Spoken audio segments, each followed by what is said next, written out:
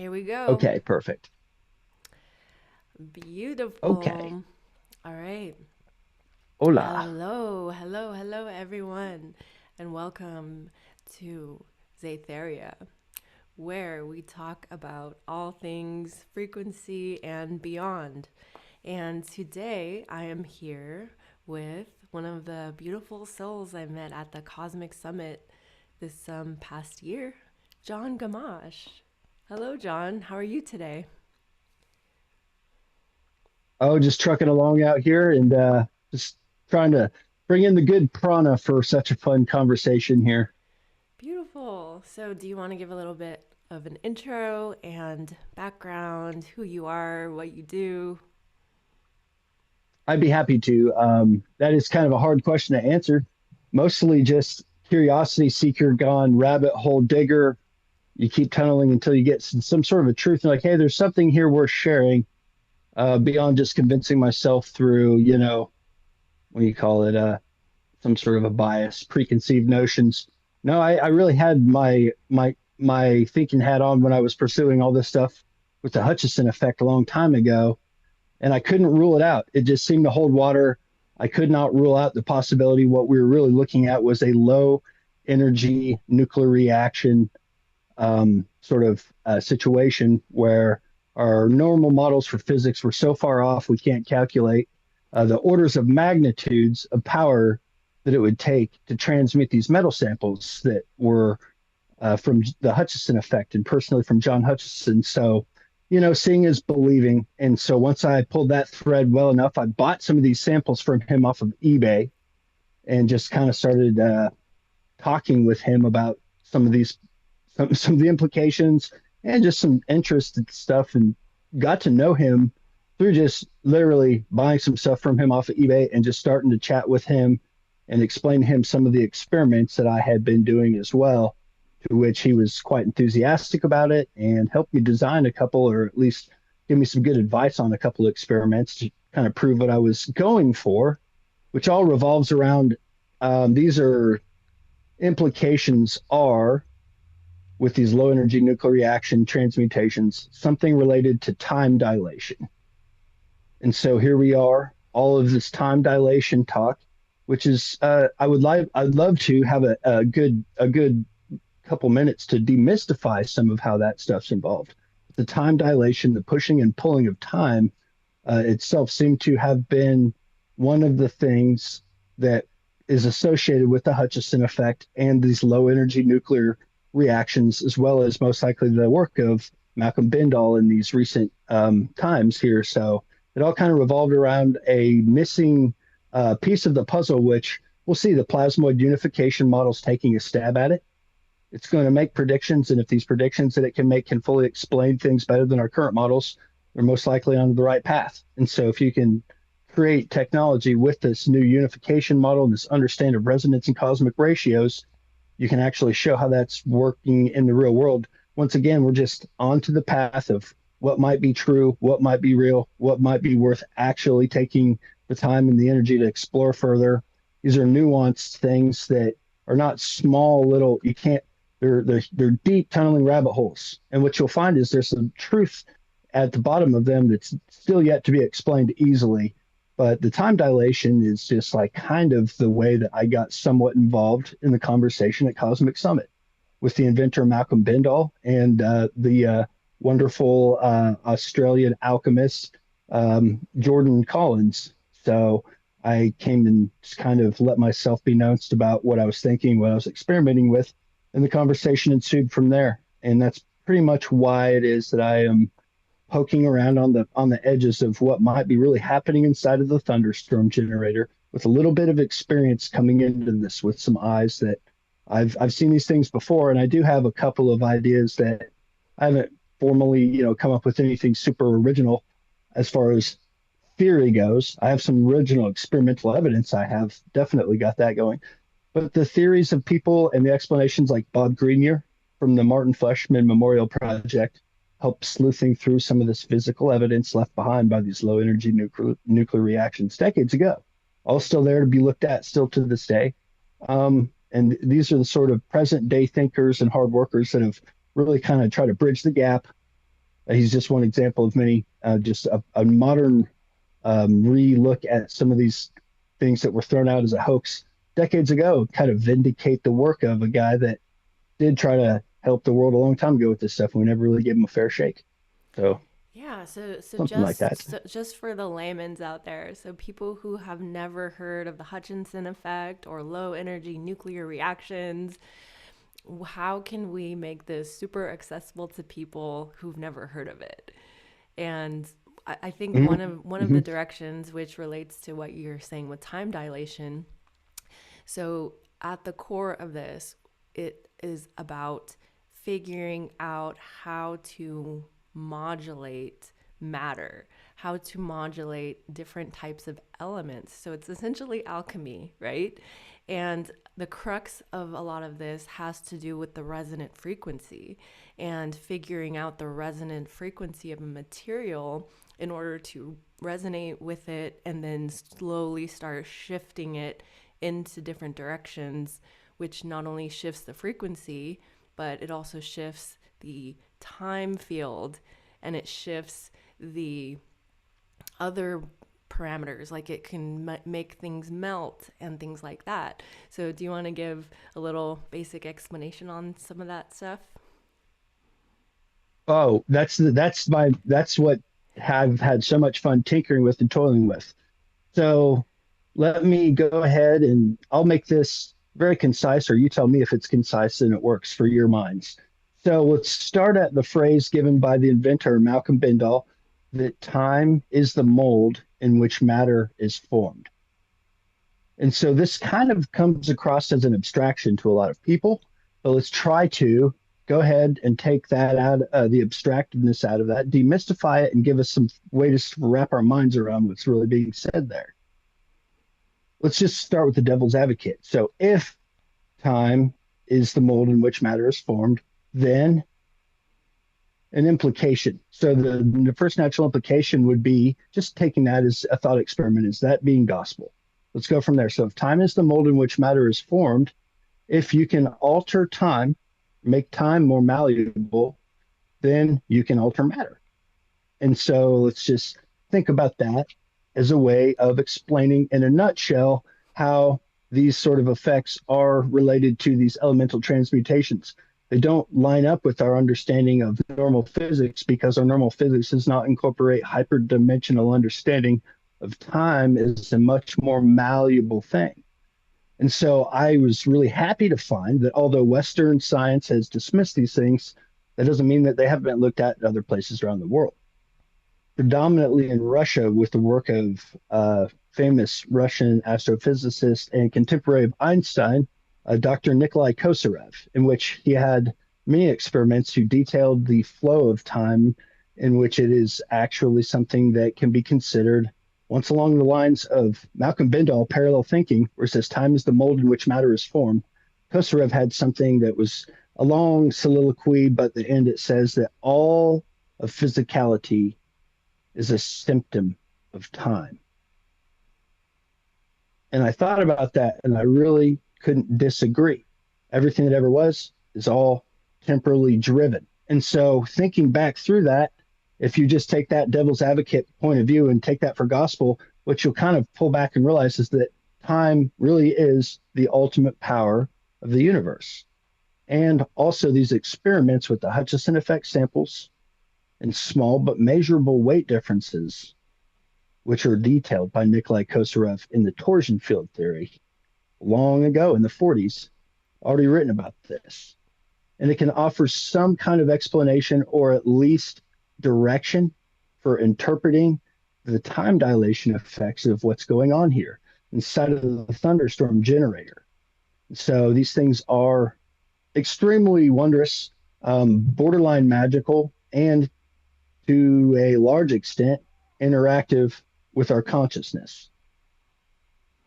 And that's where I lose a lot of people. Mm-hmm. But let me just say before any of my opinion is staked on this, the inventor himself, if you actually don't get bewildered by the science and you're actually listening to what the man has to say about how he came up with these things, is basically the science and the technology is just an example of being able to get that universal download level, communicate with the universal well of knowledge, bring something back through intent useful to make things better for this planet.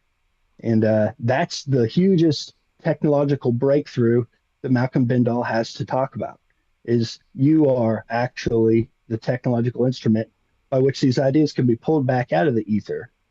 And so this technology is just another wonderful example of that being done.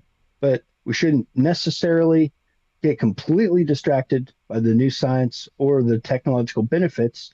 We have to balance that with the story of how this stuff actually came into existence, which kind of beckons the relationship to move past the objectivity subjectivity barrier that science, Newtonian, material reductionism is kind of held up at. And so there's a lot of much larger implications than just the physics here. There's large implications in the conscious realm of our part in the universe and how we're only going to make it so far to understanding things like time and consciousness if we look at it from the outside in only as observers, but not experientially across the objectivity subjectivity barrier. And so I guess that's where I become a pseudoscientist, and that's where I have the most fun. So, Beautiful. So let's talk about time dilation and let's talk about this relationship between time and weight. So how all right. what is the relationship between time and weight? Because there's a lot there to unpack. Yeah, this is a fun story. And so it started with tinkering with these Hutchison effect samples. And I've just got these right here. I've shown my videos about this. There's more detailed videos, and these are the blocks that I was able to show people at the Cosmic Summit. So this is my left hand, and this is my right hand, and they're moving one quarter at a time. And Oh, it's a little one out is of the moving shot. horizontally. Maybe put it a little I'm more so this way. sorry. There we go. So they're just moving quarter turn at a time, one vertically, one horizontally, all clockwise. And this is anything that I came up with. This is something that I felt out because of these actual two Hutchison effect metal samples. Now I got a whole fun sample pack of all sorts of different metal samples, and I was fiddling around. But these ones right here, this is an aluminum chunk, transmuted, and you can see these wild. I know this is awful. I'm sorry to try to have to. Anyway, we can have some cool snapshots put up if you feel like trying to go that far. But this is a cool metal sample. This is another stainless steel sample that's been split with frequency and partly jellified. And so I was feeling out these metal samples that had some sort of a non-magnetic, extra magnetic, we'll call it extra magnetic push and pull on each other, which is this pattern I'm repeating with these in my hands right now. And these objects had extra spin or whatever you want to call inside of them to make this much easier to feel out. And I was reverse engineering that pattern with the blocks. And that's why I'm numbering these. And I do have a video on how to do that if we could put it in the description for anybody that wants to feel Mm-hmm. this for themselves. Mm-hmm. And so with these pushing and the pulling of these objects at certain points, it felt like it was pulling upwards and it would get lighter on the scale by small but measurable amounts. And then other points you could get it to spin back downwards and you could feel as though it was heavier and see that corresponding onto the scale to a tune of up to half a gram, zero point 0.5 grams on a manual analog scale. Digital scales have done wacky things, and I just have a hard time understanding what I'm even looking at in the first place. So, just as it relates to time and gravity, I looked at a manual analog triple beam scale and would find a variance of small but measurable amounts through that pattern that I tried to just unsuccessfully show you. That pattern, you can use it to manipulate the static weight of these objects. So how do you So think after how does that pattern manipulate the mm, weight? you can feel it in your hands. It feels like Mm-hmm. gyros. Okay, kind of like if you have a bicycle wheel and you're holding it, spinning and sitting on an office chair, you can spin yourself this way, that way. It felt like you're literally like manually altering the spin of the torsion fields, as Kosarev called them, or the spin fields, whatever you want to call it. like a macro spin field of the object you're handling, and it would tilt this way or that way in retrospect or in reference to the other object. So once this effect started to occur, you could feel these pushing and pulling, which I tried to describe as an invisible pulley kind of Mm-hmm. between the two objects linking them. Mm-hmm. And so when this one was pulling kind of down, this one would be going up. You could feel it and put it on the scale and get these effects measured.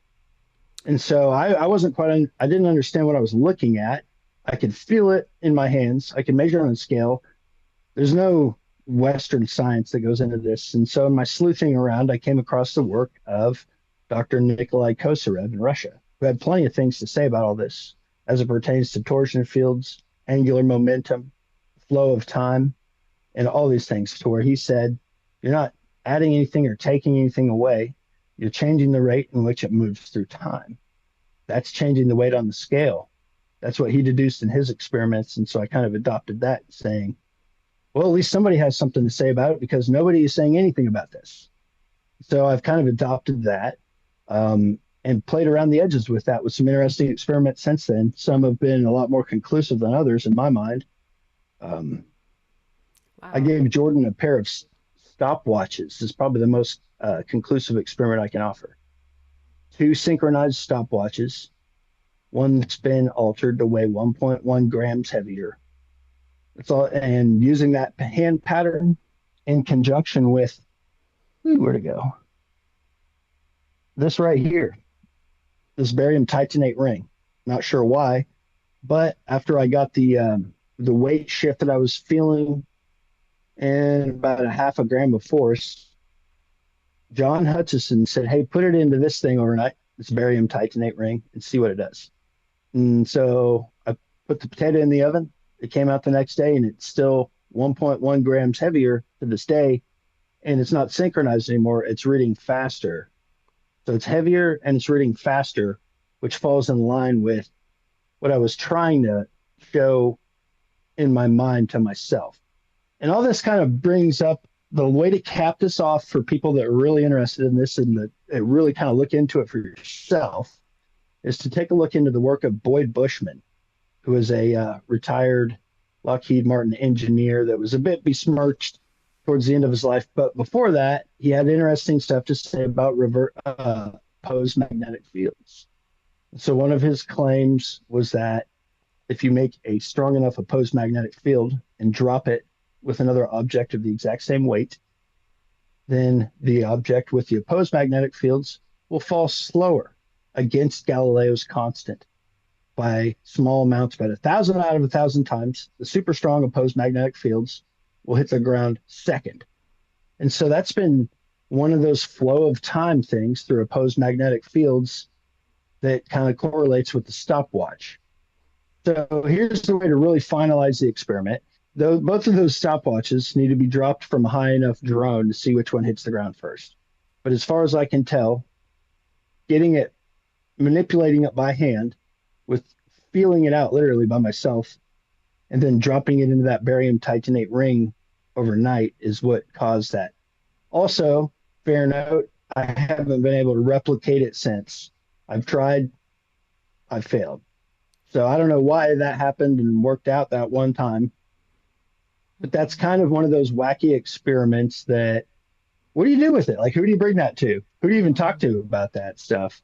Mm-hmm. So it was really nice to link up with the people at the convention and hand it over to somebody who would actually even care. So that Mm-hmm. was fun. Totally. Yeah, so it brings up so much of an observation of how we're all kind of coexisting in this collective hallucination, perceiving time in a kind of a average frame rates per second, and we're all kind of going through time like at the same speed. So when we start learning about these anomalies and these fluctuations in the time space continuum, then we start realizing, oh, whoa, we can actually manipulate the time space continuum, or we can put ourselves in places where this time space continuum or electromagnetic field qualities are different. And that relates so deeply into the concept of portals and vortexes in the Earth's electromagnetic field. Because if you go to Bradshaw Ranch, for example, this is a place where the electromagnetic field has been measured to have these anomalous spikes, which means that the entire flux field of reality is shifting in these particular nodal points. And and it's in those moments where, at Bradshaw Ranch, for example, it's in those moments, like they'll have a ton of scientists go to the portal, and then they'll measure with their equipment when there is some kind of like a electromagnetic surge, and it's a scientifically verifiable fact that that's happening. And the I just watched the interesting, yeah. documentary since we talked last. Yep. Oh, beautiful. Yeah. And there's so many documentaries out there. I will put some links in the comments as well. But so, in those moments of electromagnetic flux, those exact moments are the same moments where there are UFO sightings, Bigfoot sightings, and ghost sightings, orb sightings. So it almost feels like when there's a shift in the electromagnetic field, it creates a kind of an opening or a portal for other parallel realities to kind of seep in through this Mm. reality. And of course, it can potentially allow for these interesting kinds of shifts in matter and material as well. So, in observing like these geomagnetic properties, and these shifts that are occurring, who knows how they're occurring or why, whether it's something that has to do with the actual vortex points, meaning the intersections of various grid lines that are, you know, crossing at those points, or if it has to do with some kind of a solar flare, or if it had to do with, you know, some kind of tampering by, some kind of force. We don't really know. All we know is there's some kind of a shifting going on, and that seems to relate to like these kinds of shifts that we can create in these environments where we are modulating the time field, using these like small scale effects, like the spinning in different directions. So it's all about, okay, we know that there's a way to modulate these fields, and we're just like on the precipice of trying to tap into these different ways. Why? So we can attain a state that is more in alignment with, how we want to feel, that's more in alignment with, feeling connected to the cosmos and feeling energized and being, yeah, just having access to our full soul codes. And, that reminds me a lot of the Sufis spinning. And I always wonder, when the Sufis are spinning, if they are shifting the time field around them, creating some kind of a warp drive. And I mean, it seems plausible, but yeah. So yeah, That's what do you? funny. That's a Yeah, parallel thought that I've had from. I actually have totally. thought about the whirling dervish and these dances and the actual linking up, almost kind of like a plasmoid cluster into this counter rotating male female energy that kind of, as described by Randall Carlson. One fun thing to mention, as he explained to me at the Cosmic Summit Conference, which is another fun reason people should just go participate. What a wonderful, personable person. If you're cool, he'll be cool right back at you, and you can talk. And we talked Mm-hmm. about how the whirling dervish dance, and he had played as professional Indian or Eastern percussionist in the 70s. But he Mm-hmm. felt as though you could feel almost an anti gravity effect in the pathway of the dancing. And if Mm-hmm. one person, and he said this could last for hours. And if one person took one misstep, you could step over that spot and feel it for a long time until it would just kind of Mm-hmm. wobble and the whole dance would fall off. But Mm-hmm. then you'd build it back up again, and kind of an energetic description of some preconceived notion. I was kind of thinking about being involved in this sort of energy flow. And Mm-hmm. so here you are. And I'd Totally. love to hear your thoughts on.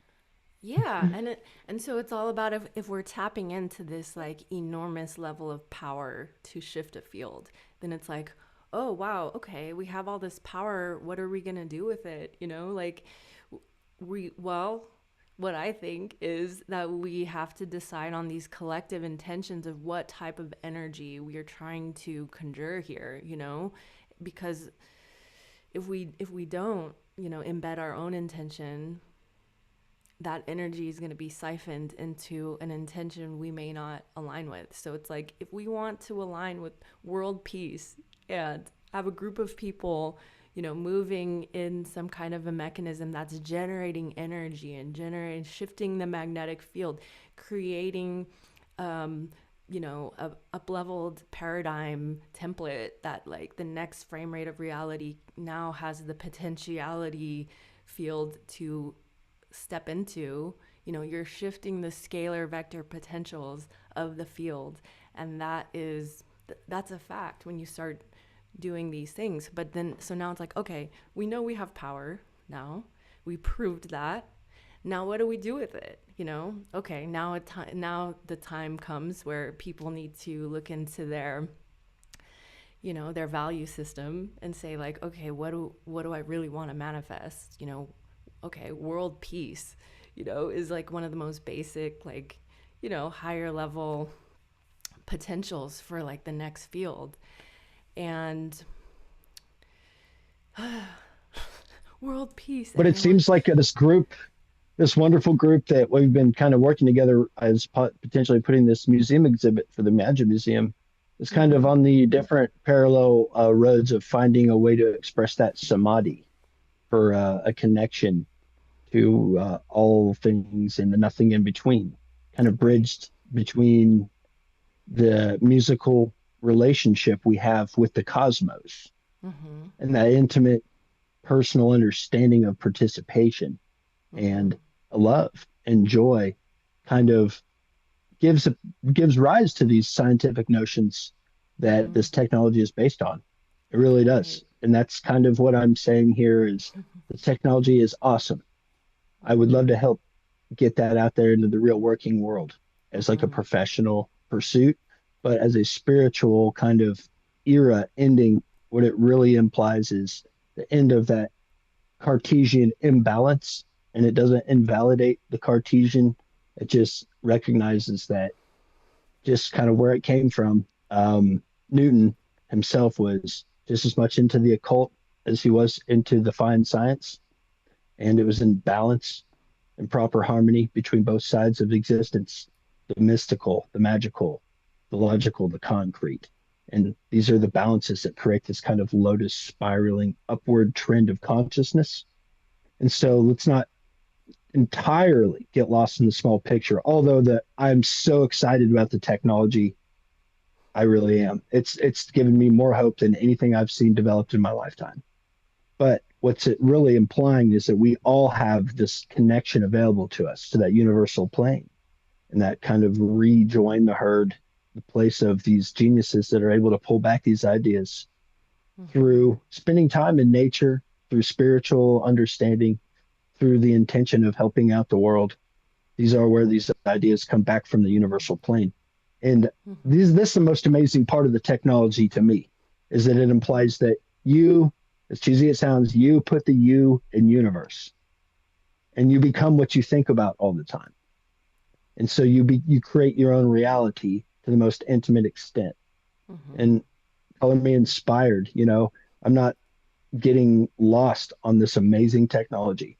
It's the finger, it's not the moon. The moon is the universe and the mystery. And the mystery will never be solved. It's just fun to participate. And it's asking us to participate again. And that's Mm-hmm. what this technology kind of means to me in a larger sense than the nuts and bolts of it. Mm-hmm. I love that. And yeah, so going back to like the the proving to humanity that we all have so much power to make these little shifts in the electromagnetic fields, in the quantum field, in the material fields, and using Hutchinson experiments and using spoon bending experiments as just very base level proof to show people consciousness and other types of things you can do to influence the field will really shift matter. And backing up a little bit, just going into the understanding of cymatics is such a profound tool to show people how frequency influences the material world.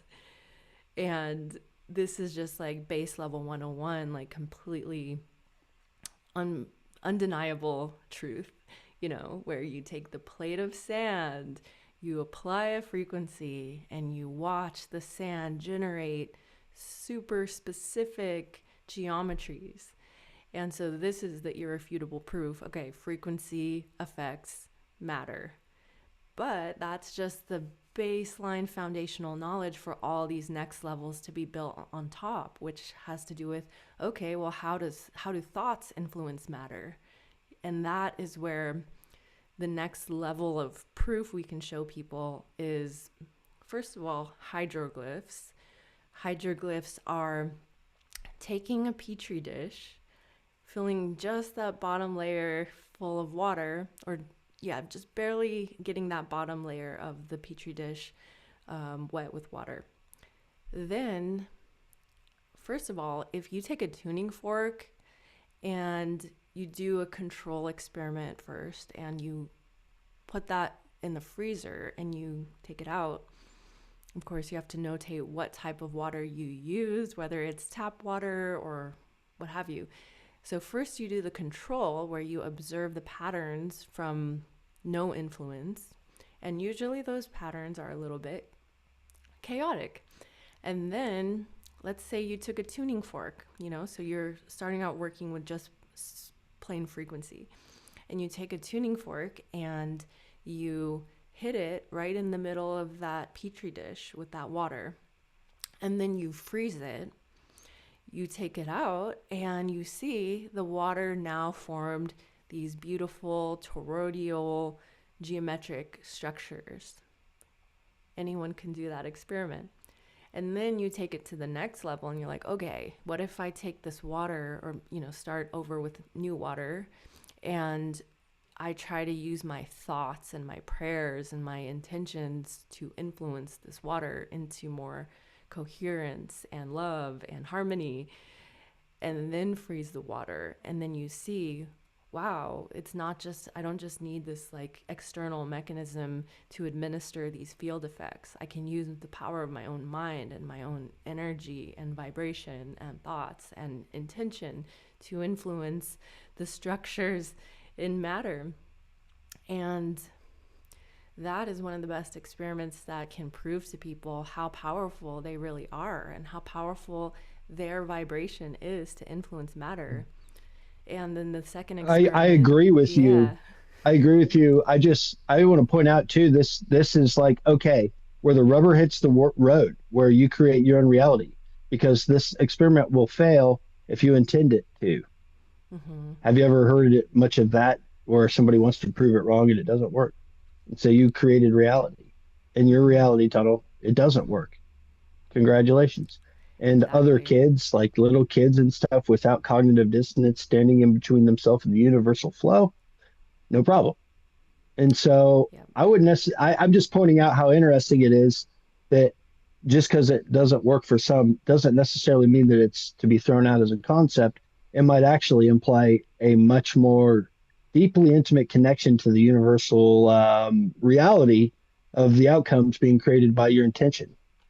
Yes. And I So believe that is such an important fact. And that's, something that can be explainable better by physics in the near future, where like someone's like field contains these like scalar vector potentials. And if they're blocking a reality from their field because of their belief structures, then it's not going to happen.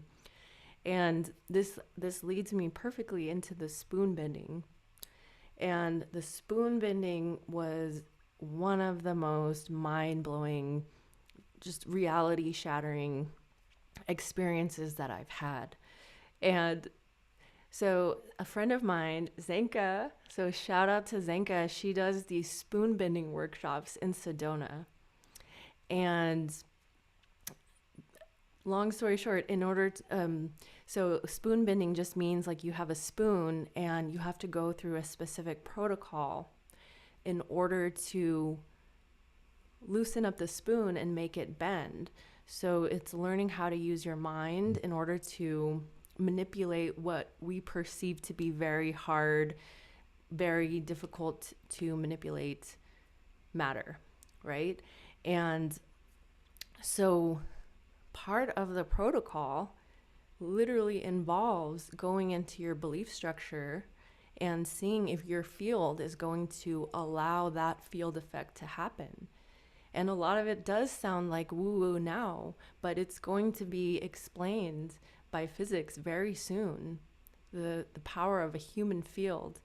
And one of the parts of the protocol involves taking a pendulum and asking the pendulum if your field is allowing you to bend the spoon today. And so the field, your entire field has to be in resonance with yes, I am allowed to bend a spoon. And you ask the pendulum, is it safe to bend the spoon? Because this is another potential block that can block a reality from manifesting, is these two questions. Number one, if you think you can't do it, then guess what? You can't. But if you get all of your cells to be in agreement with the fact that you can do it and get that pendulum to resonate at a yes, then you're one step closer. And then the next question, like I said, was, is it safe? And so a lot of people, if they have the belief that they can do it, yet they don't think it's safe to do it, then that's another block. So you have to get over that block next. And so then everyone in the room, except one person, said that it was safe. And the one person who said it wasn't safe had some kind of an ancestral patterning because of the murders of the Salem witches and, these types of situations in their ancestral genetic galactic background, where if you were to do something powerful, you would get murdered for it. And so that person said, no, this is not safe for me to do. And so then the practitioner had to go up and do like a kind of a soul retrieval, soul clearing, and like go into the past life where that distortion in the belief structure was formed and like go and heal it, which is, a whole other protocol. But that's something that needs to be done in order for someone's field to allow these types of effects to happen. And so that was part of the protocol. And the next part of the protocol, so it involved building a potentiality field, suspending the field of belief. So this part involved becoming a method actor and embodying a role where that spoon was already bent.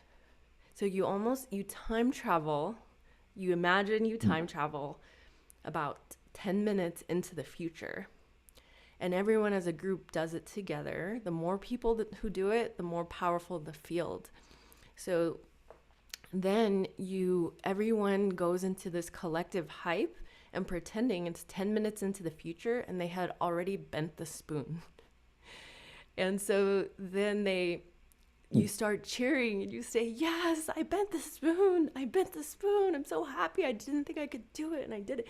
And so it's through this, you're kind of programming not only like your physical body to believe that this reality can be pushed through, but the collective field is now suspended through these actions, through these words and these energy that everyone's putting out. So yeah, that was step 2. And then there's a few other steps here to this. And, I recommend people taking the class in order to get the full effect.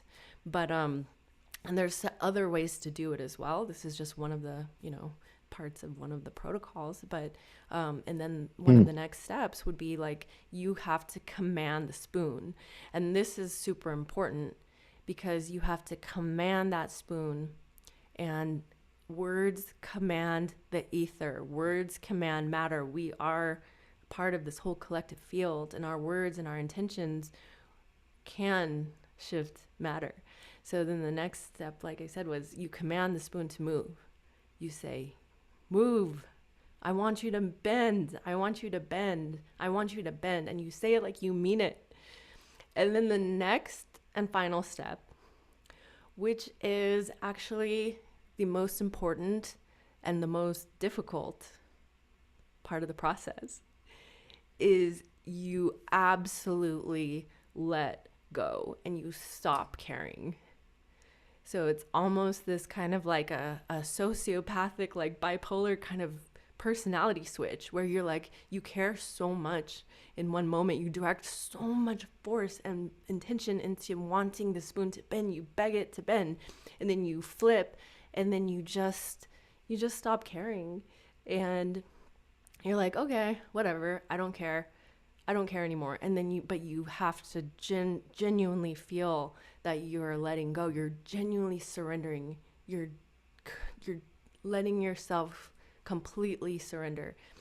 And if you can totally do that from the quantum level of like, oh, I don't care anymore, like it doesn't matter, I'm not going to force it, it's then you have about 5 seconds where that spoon gets really heated up and hot, and you can bend it as much as you want. You can bend it in any direction. You can do all kinds of stuff to it in about 5 seconds. And then after the 5 seconds, the spoon hardens, and then you can't bend it anymore. Hmm. So what do you think Well, about that moment? I have a lot of thoughts about that. For sure. They go into the whole idea of a runnel. And I guess first of all, let me say that kind of what I think diverges only in one. I'm listening and I'm picking up what you're putting down, and it all jives with my experience and from what I can gather. The one thing that I'm going to differentiate with you on is that I don't think that science will ever be able to catch up to the mystery. I don't think that these things are ever going to be scientifically defined to the degree of which the Newtonians will be satisfied. I believe once you look at it with a finer scalpel, more and more questions and less answers. And so what I feel like my position is I'm not trying to solve the mystery. I'm in wonder of it and I play with it. And all I'm trying to do is to describe that mystery, the mystery of consciousness. And this is open to interpretation, but what I'm hearing is a description that kind of falls along the lines of creating what's known as a runnel of intention, kind of the set pattern through consciousness. And it's like one of those things where who knows why it works, but it works. And so it's so much fun instead of rather than to get caught up about how it's doing it, it's wow, what else can we do here? And so with that conscious nature of the universe that you're describing, sounds like there's a runnel, an intention, and energy flows where attention goes. It's a very important alchemical maxim. And I think alchemical is the proper phraseology for all this stuff. I'm definitely saying I'm on the magical spectrum with your verbiage. So yes, but once you create this conscious intention in this runnel, it is more powerful than the act sometimes in itself. And then what you're really getting into is proof where you can actually experience it's not your reality until it's your experience, but you can experience the reality of how intimately powerful your own thoughts and intentions are in co-creating reality. And so I love it. And I am going to try to work with you on this protocol. And I would like to experience it because it's nothing out of my nothing out of my what do you call it reality tunnel. I just haven't taken any time to do it, and so I would love to see how that goes. Yeah, I was trying to figure out how a scientist could potentially test anything in this experiment. And I was like, well, the one thing I can think of is when the spoon heats up, because it's a noticeable heat when, as soon as, it gets into the state of letting go and bendability, it gets hot.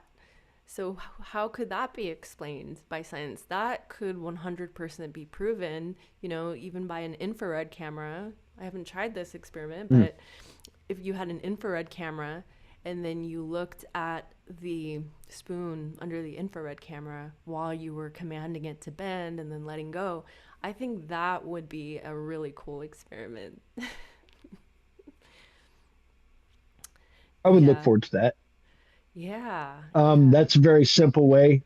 Your mind reminds me of how I'm trying to bridge the gap between these abstract things and bring along these people that they need something concrete, or Mhm. else what are we really doing here? And so, like Mhm. with these concrete small examples, when people that have that sort of Newtonian mindset, they start to look through these examples, the implications for any thinker really start to arise along bumping butts with the spiritual and the science and Totally. consciousness creation. Right. These are all just Ultimately, implied once you really start going into these things.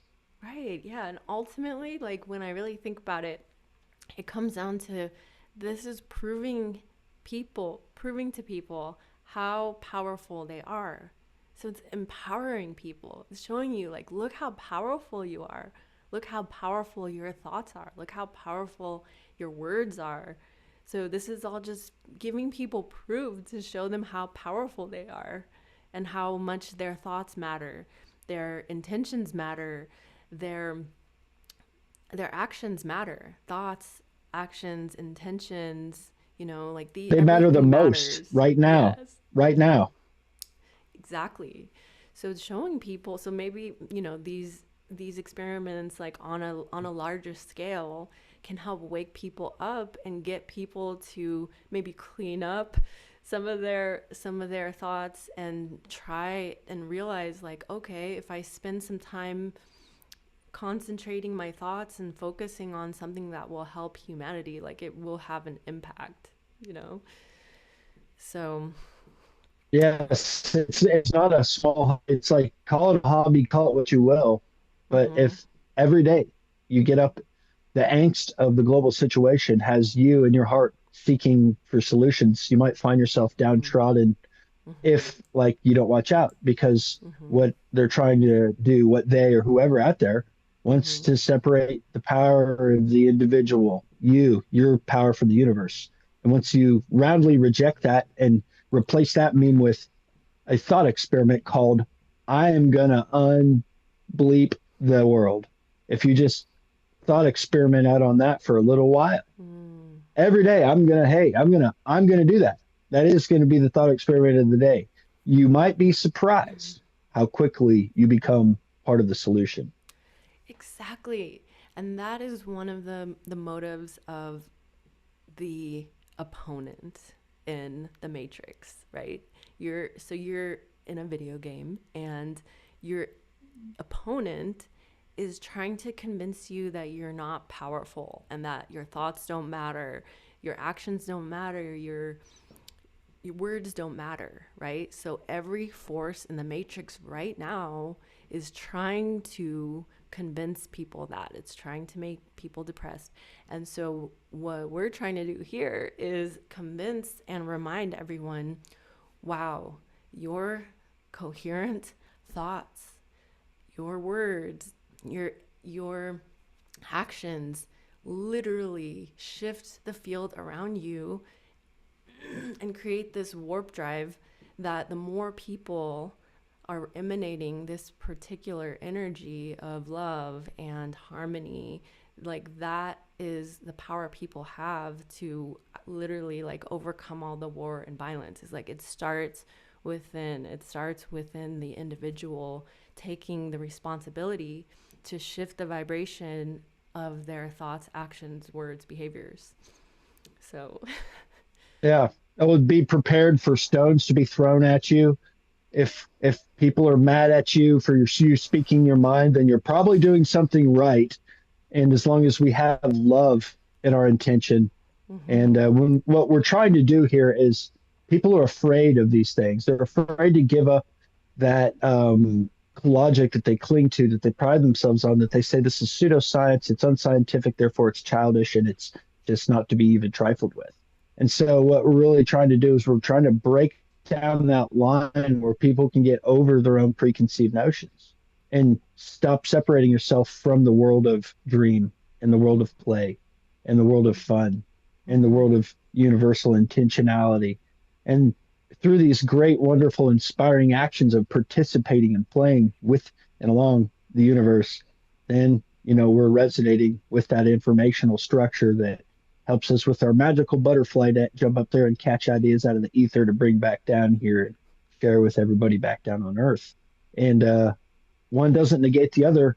I try to put it like this: I've definitely like, I got to put the disclaimer out. If you get too open minded, it gets a little windy up there, and then you don't get very far. But if you get all logical, it gets a little bit of robotical in here, and then we Mm-hmm. get a little bit of Skynet, a little that direction. And so we got that's neither of those things are quite real. They're all real to their own extent, but somewhere in the middle is where reality is found. Mm-hmm. So the ultimate rekindling and the ultimate samadhi goal, hope, intention is through these sort of technologies that we can see that there is no us in them.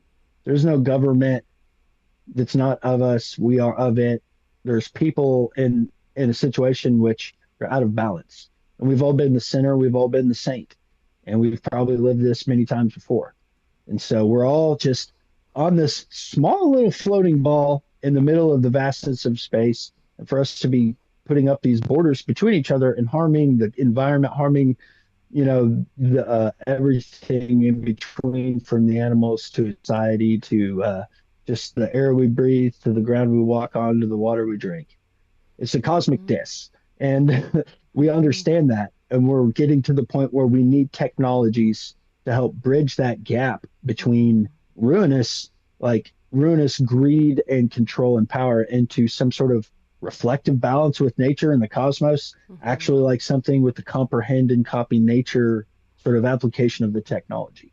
Mm-hmm. And so before I completely tangent out, let me try to like sum all this back up in the thunderstorm generator time dilation effects and what's like really the important part for people that are curious about that and to try to demystify that. Mm-hmm. And this is the conversation right with Malcolm. I had the pleasure of talking about this in person. And so the time dilation side of it, you have the cold air spinning one way through the center, the hot air spinning around the outside. They're not even touching. And what you're getting is a vortex with some other form of energy, another form of energy. It's not, it can be reflected in heat and magnetism, but there's something else going on there. And so what it is it's time dilation, kind of interpreted along the lines with Kosarev. And Kosarev specifically noted that heating objects and cooling objects would change their weights by small but measurable amounts by changing the flow of time. It's another observation. And so with my little blocks, and I could feel this angular momentum shift, what I envisioned and described to Malcolm is maybe this is what's going on inside of those two tubes is those blocks pattern pushing and pulling the angular momentums, the hot and the cold air lines up at the exact right reflection point for that pure, timeless DC ether to matter, nothing burger, but everything, all colors, no colors at once moment.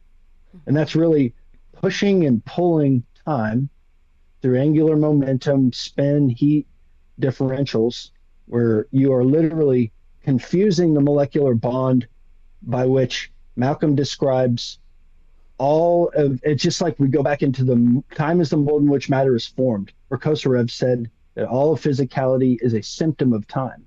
And so if you alter the time through that angular momentum, heat differential, spin and velocity so much that what you're doing is you're pulling the bottom card of the house of cards by which those molecular bonds are built. You're pulling time itself out from underneath the molecular bonds there, and they get temporarily disoriented, lose reference for this exact time, place, space matter.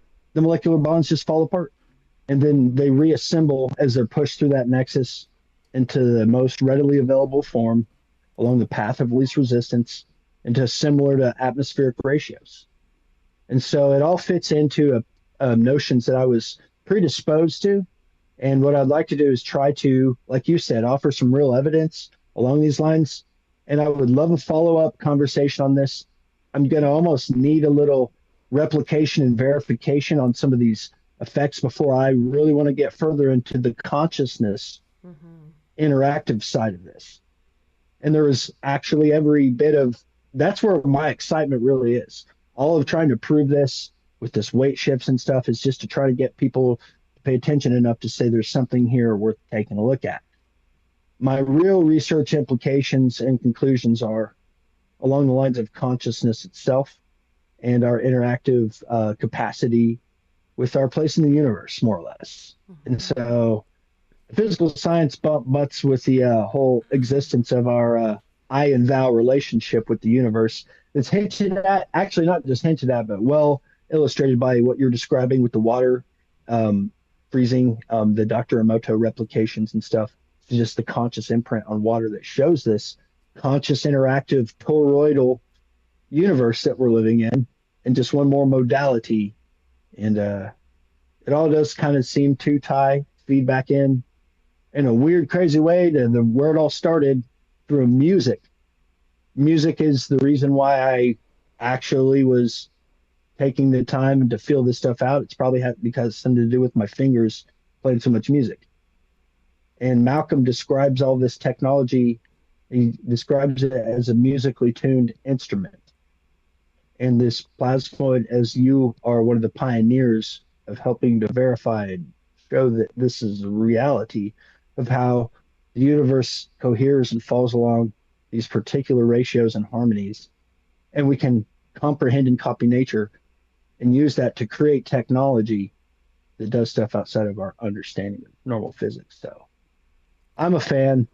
I appreciate what you do probably more than, you know, Wow. Yeah, you just brought up so much for me, and I know we should probably start wrapping it up pretty soon. But just something that came up real quick is so this concept of like breaking the bonds with time and why we would want to do that. And a lot of it for me comes down to like the fact that so many people feel stuck. So many people feel stuck and like they're bound like with a ball chain around their ankle. They're bound to the patterns of the past and what came before. So in terms of like helping people heal, it has to do with figuring out how to break those bonds with those patterns, with those time fields to create new ones. And on like like a smaller scale, it I think like this practice that this practice comes to mind of tapping into spontaneity literally hacks this matrix of this gravity that's pulling you into time and pulling you into the next frame of reality based on what happened before. So it's like we're all going through time, doing the same old movements, the same old things. It's a kind of a predictable algorithm that we're all bound to some degree. Some people have more freedom, they a have riddle. more yeah, they have more of that spontaneous drive where they could tap into this. But on like a small scale, for me, there's like a few things like someone could do to like create a glitch in and trip the excuse me, trip the algorithm, the predictive T9 algorithm that's kind of forcing you to do the next thing. It's like if someone really wants to make a shift in their world, they have to start tripping the circuit a little bit in order to like get things to be flowing in a more malleable way. And um, I used to say this all this kind Preconceived of notion. yeah. Yeah, and there's this movie, Everything Everywhere All at Once. Have you seen this movie? Of course. Love it. Love it. So this concept. Cosmically humorous. Wonderful. So I was talking about this concept in the movie way before I saw the movie, where in order to shift timelines, you have to do something totally random that is totally unpredictable. That the thing would be like a 0% probability. And in the movie, he would just do a series of like 10 random things, like take gum from under the table and start chewing on it, and then put his finger on his nose, and then jump up and down 10 times, and then, you know, punch a security guard in the face. Like, the more improbable it is, the more it creates this opening in the time field where he can shift timelines into a parallel reality that has different qualities that he, you know, wants to access. So that's just an interesting little idea of like a ritual someone can do. Like, if I want to change a pattern, I'm going to like create this field of malleability by doing a bunch of unpredictable things, moving in some unpredictable ways to trip the system. And then now the field is malleable. Now I'm going to bring in this new pattern kind of thing. So yeah, that's just Hmm. a little Maybe experiment. maybe the act of playing music, Right. maybe the act of playing music is kind of a connection and a way to kind of jump that circuit and the spontaneity Absolutely. of improvisation. Yeah. And that's something. Yeah, it could be literally anything. It could be freestyle rapping where like you don't know what is going to come next. It could be light language. Light language is one of my favorite things to do, and every time I do it, I feel like it's just like a wiping, it's just like a reset button. You know, when you just start speaking completely unpredictably in another language, like ha shama Ah, kara kayaka. glossolalia. Yeah, you just start saying, you know, tapping into energies and letting that come through your mouth. And that's what light language is. And Well, that seems some to other be, time, if you felt like talking about the psychedelic side of things, the glossolalia that's reported along with DMT use every now and again. So like 15 or 20% of users report a glossolalia experience, of which I have had once, and I can describe in the future interview if anybody would like to understand a perspective that I was able to bring back in English somehow or another, some way of describing an ecstatic glossolalia event. It was a very yeah. fun time. Yes, we should save that definitely for next time because we're running out of time here. But yeah, so it was so great to talk to you. And do you have anything else you want to add before we go? Any last messages to the viewers out here? Oh, let me just give you a big old hug, right? And we've got converging timelines going on, and yes, like let's just be there for each other. It's things aren't as bad as you'll see on the news. A lot of bad things, but what you won't see is how much the white hats are working to balance things out. And with the Tao, it tells us, without the darkness, we won't know the light. And so, don't lose faith, don't lose hope. Your thoughts are creating this new timeline, whether you believe it or not. And so just keep the faith of your own reflective experience within the universe as your bedrock of knowledge, not to be resented through science. Yes. And a little piece of homework I have for everyone. If someone came to you with $5 million tomorrow and was like, can you help us make the world a better place? Have a plan. Like, literally, have a plan. Even just like a few sentences. Like, if someone gave you $5 million to save the world, what would you do with it? Would you open up a healing center? Would you open up some kind of like a tree planting expedition? Like, what would you do? So have that plan ready Mm. because you never know who's going to come knocking on your door tomorrow. And that's how you shift the time field. Intention. Peace be with you, everyone. Thank you so much for joining us.